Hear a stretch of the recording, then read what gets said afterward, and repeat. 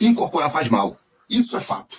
E quem diz que passa uma noite inteira incorporado e acorda inteiro no dia seguinte, não estava incorporado de verdade ou ainda não entendeu o que está acontecendo com o próprio corpo. Porque incorporação não é só espiritual, ela atravessa o físico, consome energia vital, exige estrutura. E toda vez que o médium sustenta uma entidade, existe troca, existe doação e existe desgaste. E esse desgaste, meu amigo, não aparece na hora. Ele se acumula.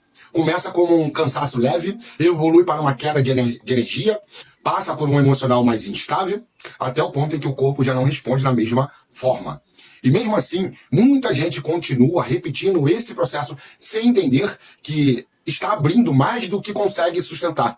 E quando não existe reposição, esse desgaste deixa de ser momentâneo e passa a ser contínuo, porque o corpo foi exigido, isso é fato, mas não foi recomposto.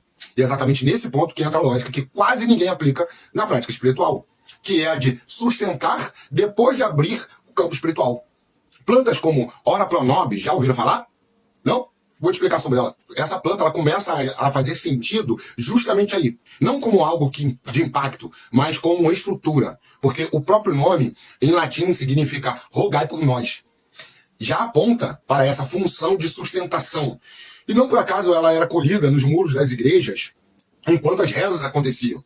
Sempre presente, sempre sustentando, mesmo sem ser o foco da situação.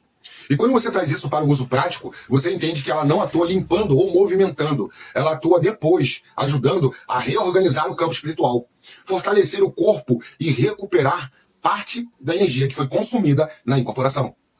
Esse mesmo raciocínio se aplica quando você utiliza elementos de reposição como água de coco, que hidrata e reorganiza rapidamente, caldo de cana, que devolve energia de forma direta, e até folhas como oriri, que ajudam na estabilização do campo espiritual após o desgaste.